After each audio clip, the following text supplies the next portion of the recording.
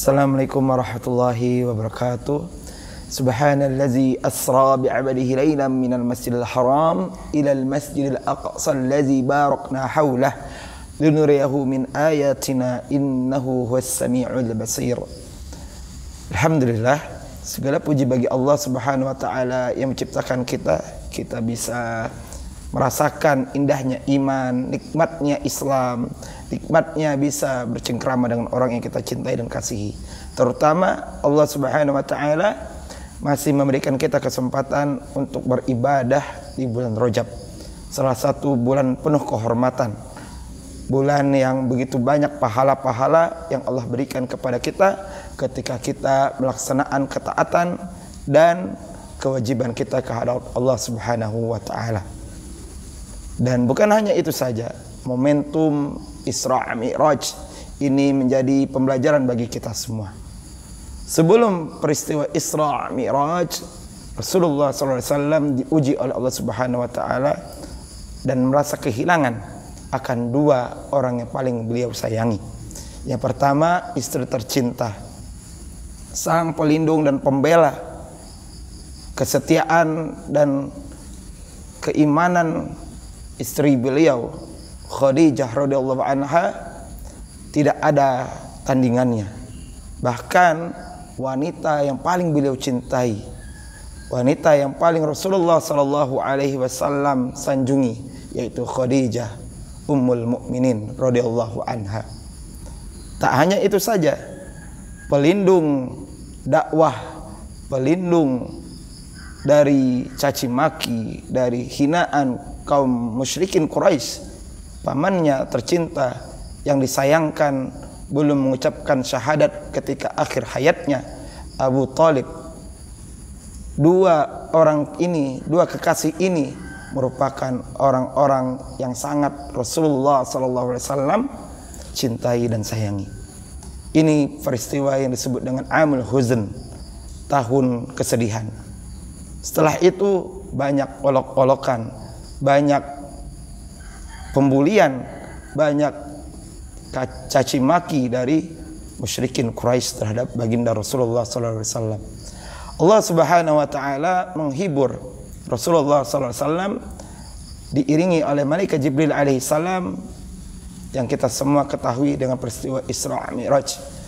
Allah perjalankan Rasulullah SAW dari Masjidil Haram ke Masjidil Aqsa di Palestina.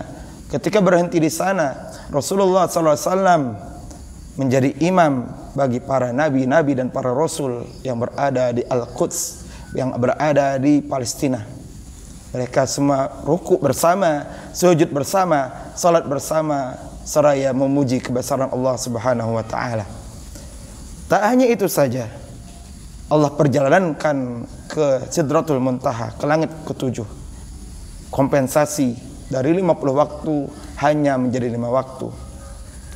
Dari ibrah, hikmah yang dapat kita dapatkan peristiwa Isra Mi'raj adalah, pertama, apapun ujian kita, semua ada akhirnya.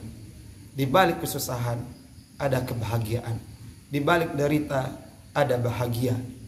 Maka teruslah kita bersabar. Yang kedua, bagaimana momentum sholat 5 waktu ini kita jadikan sebagai relaksasi diri, sebagai memohon kepada Allah Subhanahu wa taala. Allahus Sami'ul Basir. Allah itu maha mendengar dan maha melihat. Mendengar apa-apa yang kita pinta, apa-apa yang kita hajatkan, apa yang kita butuhkan, dan Allah akan membuat keajaiban-keajaiban ketika kita percaya dengan Allah Subhanahu wa taala. Dan tidak hanya itu saja, Al-Basir, Allah melihat apa yang kita kerjakan. Maka lakukan segala sesuatunya karena Allah. Maka insya Allah ketika kita telah tiada kelak, Allah akan membalas segala apa-apa yang telah kita lakukan, karena kita melakukannya karena Allah Subhanahu wa taala.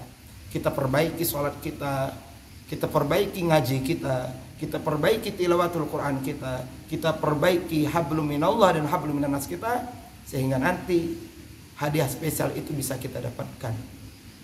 Kita bayangkan ketika peristiwa Isra Mi'raj, Rasulullah sallallahu alaihi wasallam bisa melihat langsung Allah Subhanahu wa taala.